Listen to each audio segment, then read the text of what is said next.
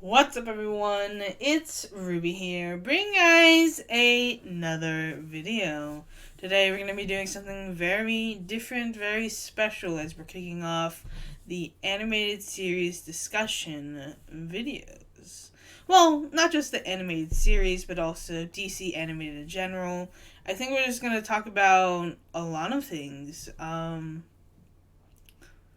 Animated movies, animated series, we're going to talk about it all. I'm figuring out what that is going to look like. But first, let's address the elephant in the room. If you're bothered by this background, good. That's on purpose. And that's all I have to say. So, here's the deal. I have the entirety of Superman, Batman, Justice League, and Justice League Unlimited memorized in my head to the point where I remember every single episode down to its name and intro. I can name every single episode and tell you what it's about. Even the more obscure ones. That comic knowledge is not as extensive, but it is there as well. Basically, when it comes to comics, I remember like the major storylines, characters, and etc., but not necessarily like the minute details in every single issue or whatever. The movies, I tend to remember just the same, although there are some that have kind of faded away a little bit. I need to rewatch them or something. But generally speaking, I have a really good memory, and especially when it comes to the DC universe. So I figured I would turn it into a series where we kind of discuss some of the episodes until we've discussed them all. And I figured there is one episode in particular that I really wanted to start with. I was debating between a few. I feel like there are a few episodes that I could start with in terms of discussions, because we're not going in watch order. Absolutely not. No. We're going to go in sporadic orders. We're going to go from like Superman to Batman to Justice League, back to Batman to Justice League Unlimited, back to Batman. It's like there's no rhyme or reason for the episode orders, because there's not really a need to do that when I have the whole catalog in my head. I can literally pick out an episode from my hat, from my invisible hat, and just talk about it. So there are definitely some episodes that I want to kind of do first, and then we can kind of like work our way through each and every episode until we've done them all. There's about probably like 1,000 episodes combined. I don't actually know the total episode count. That one I don't know.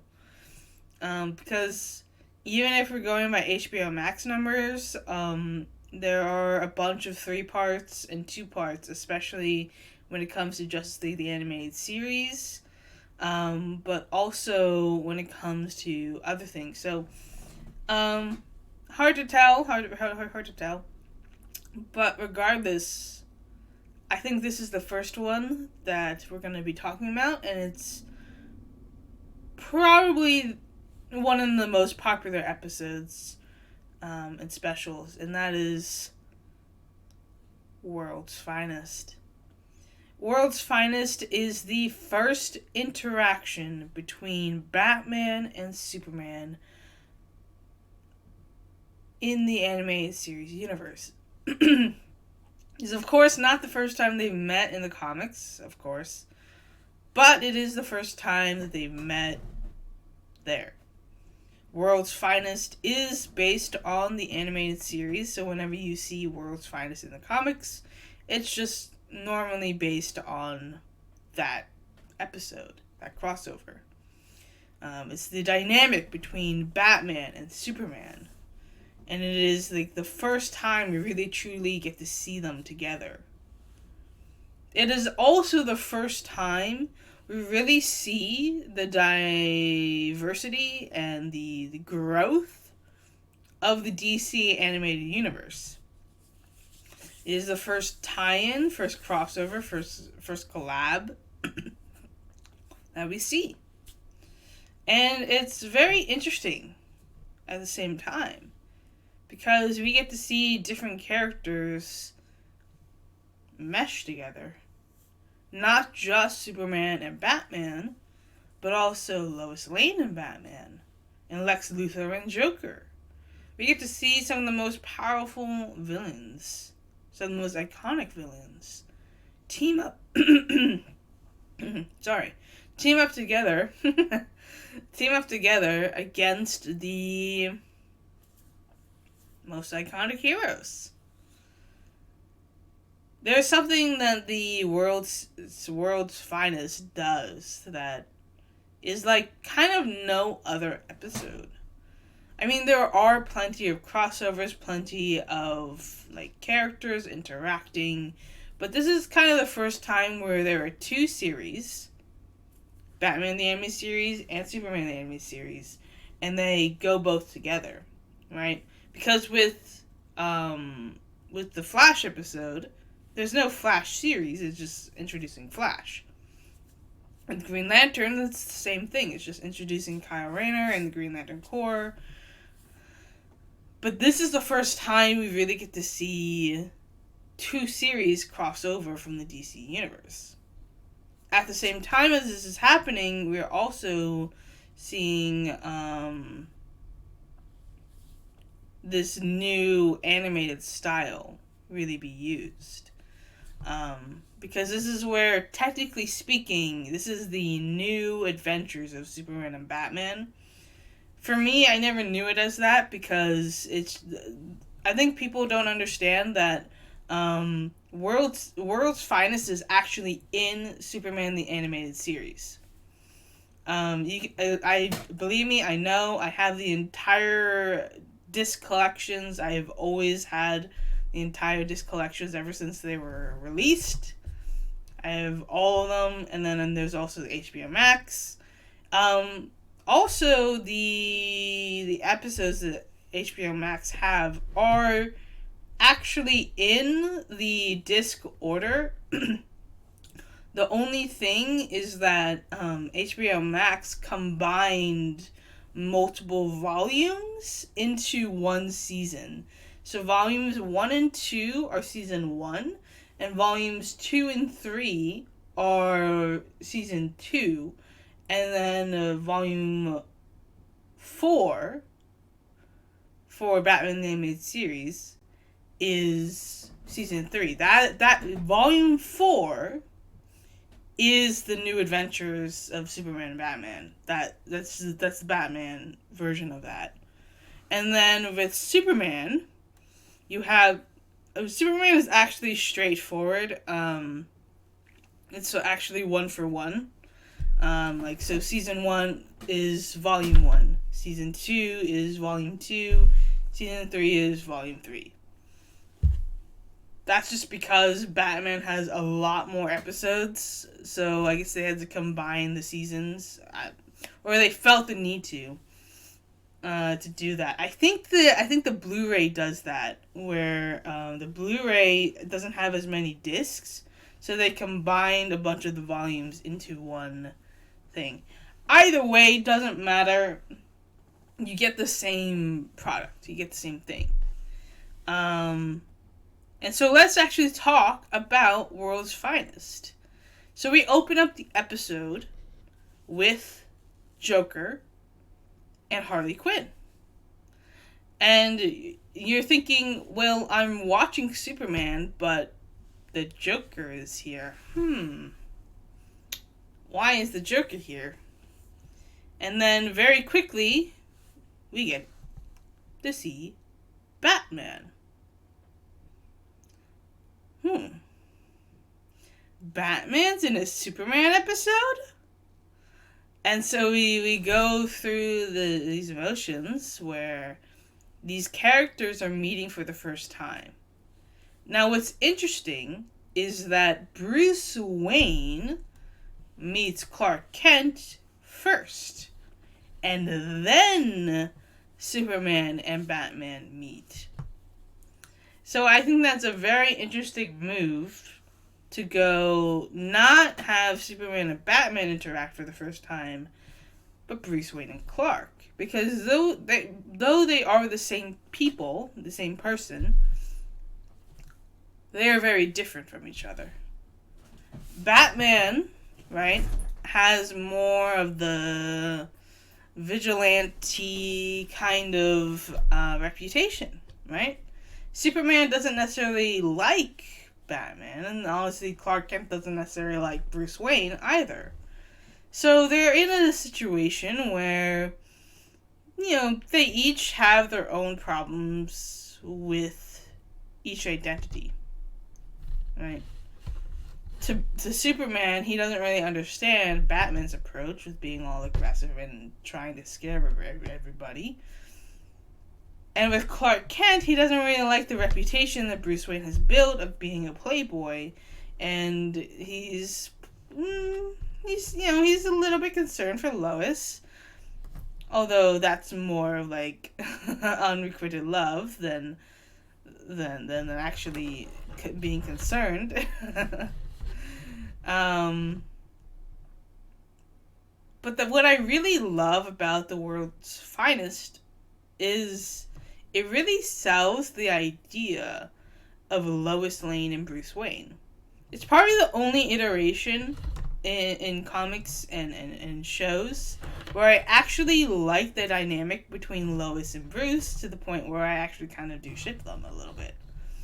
Because you got the confident Bruce Wayne flirting his way into and kind of teasing Superman at the same time, or Clark at the same time, and then you have Lois Lane. I mean, Lois, I love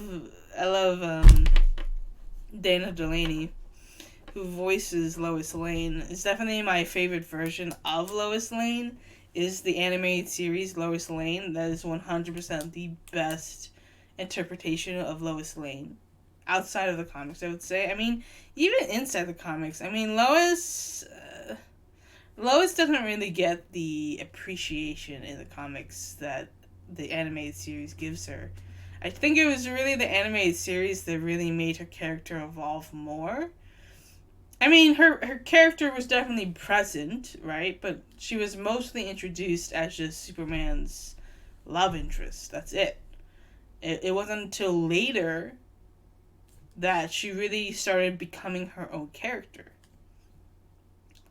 And I think the dynamic in general between Lois and Superman does go in a way underrated because of the... Well, not underrated. I mean, it is definitely the most popular ship that Superman has. Even more popular than Wonder Woman and Superman, which I can never get behind. And I'll explain that in a future episode. But, I think it's great to see all of these characters interacting because we don't really get to see that in the later dates, right? Even when we have Justice League, Joker really only interacts with Batman. And then with Lois, Lois only really interacts with, Superman.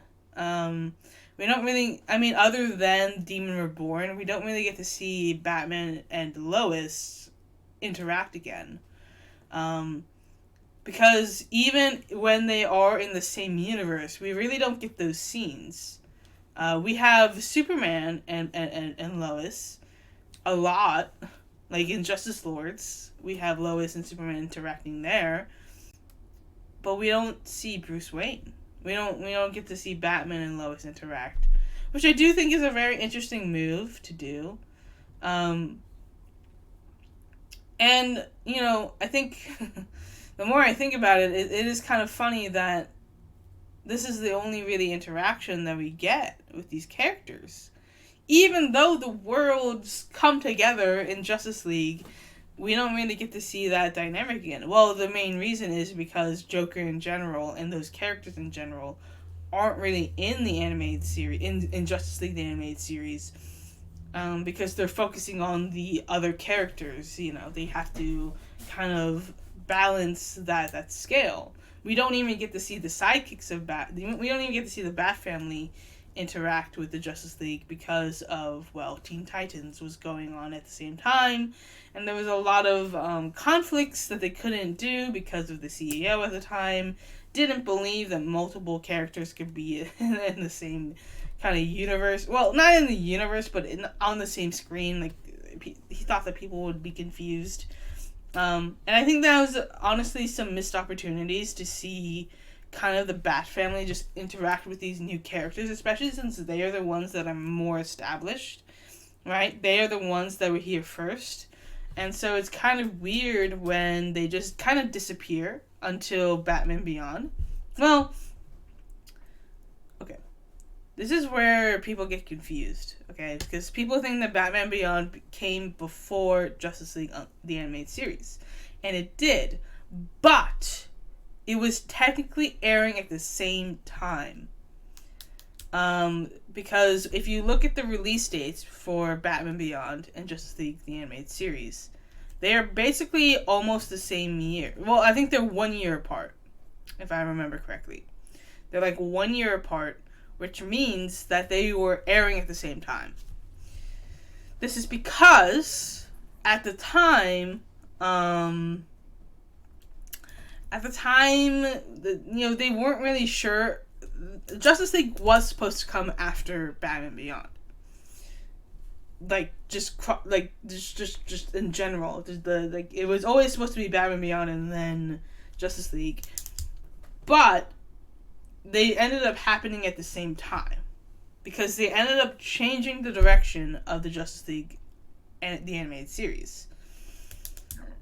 And so, really, none of these shows are really put together until Justice League Unlimited. Justice League Unlimited is the show that brings all of the shows together. That is the one that includes Batman Beyond. That is the one that includes, all of those characters. And yet still we don't get to see the Bat family. Which is a shame, to be honest. I think that having the Bat family in Justice League Unlimited is a missed not having the Bat family in Justice League Unlimited is definitely a missed opportunity. Because we really don't get to see them grow up, and we really don't get to see how they would react or interact with different characters. I mean, we see Supergirl there, right? Supergirl is a very big part of Justice League Unlimited, but not Batgirl. And the reason why that is the case is because Teen Titans was airing at the same time. So the reason why we don't get to see these interactions is because in the background of these shows is Teen Titans. And they didn't believe that there could be multiple characters. They didn't want two Robins. Like, Robin was only in Teen Titans. Like, they could have brought in, like, Tim Drake, of course, but they didn't. And even with Batman Beyond, they had to kind of be creative. That's why it's Terry McGinnis and not, like, one of the Bat family characters. Because, again, at the same time that the Batman Beyond was happening was also Teen Titans. So they couldn't have Richard Grayson come in and be like, hey, I'm Richard Grayson, can I take over the Batman mantle? Well, he wouldn't have said it like that, but still, they couldn't have that dynamic because that was happening during the whole airing thing. And so World's Finest is unique in the sense that this is really the only time we really get to see these characters interact. Except for 2 episodes. Well, sorry, 3 episodes. So there's World's Finest is the first one, right? And then there's, in no particular order, there's Nighttime, which is where Batman goes missing, right? Batman goes missing. And then there's Girls' Night Out, which is with Supergirl and Batgirl. And they interact. And they interact with Poison Ivy and Harley in Live-Wire. And then there's, the last one is Demon Reborn.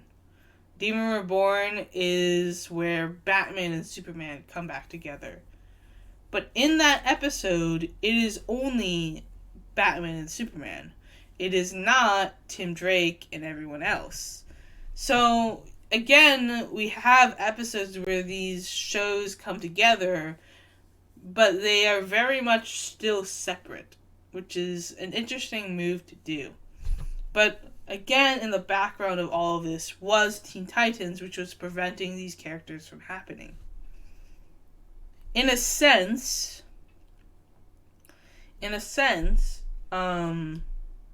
it's actually why we saw Dick Grayson less in season 3 of the animated series, as well. In volume 4, in the New Adventures of Superman and Batman. It's why we see Dick Grayson a little bit less. So, or Robin, I should say, him as Robin, or him. Well, we do see him as Nightwing a little bit, but not nearly as much as we should have, I think. But either way, regardless, let's get back on track. So, World's Finest, right? Very unique in its episode. It is also 3 parts, which is the same length. It's because of the length of the initial airing was basically a movie. And I really appreciate what World's Finest brings to the animated universe. We really get to see, Bruce and Lex Luthor interact. We get to see Joker and Superman interact. And even Harley Quinn and Mercy's kind of hilarious.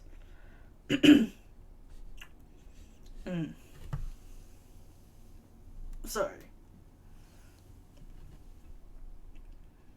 But I think really the funny part is, in all these episodes, the funniest part is the fact, that Lois immediately learns that Bruce Wayne is Batman,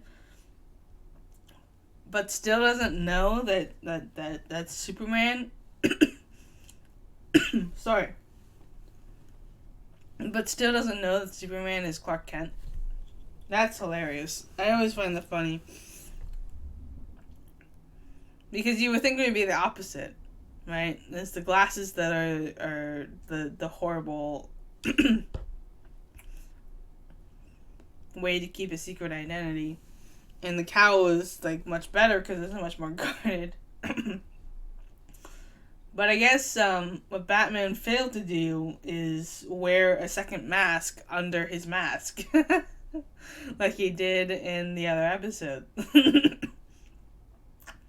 In the cape and the cowl. But I guess that's Bruce Wayne's mistake. But again, yeah, I definitely think that the dynamic is very interesting.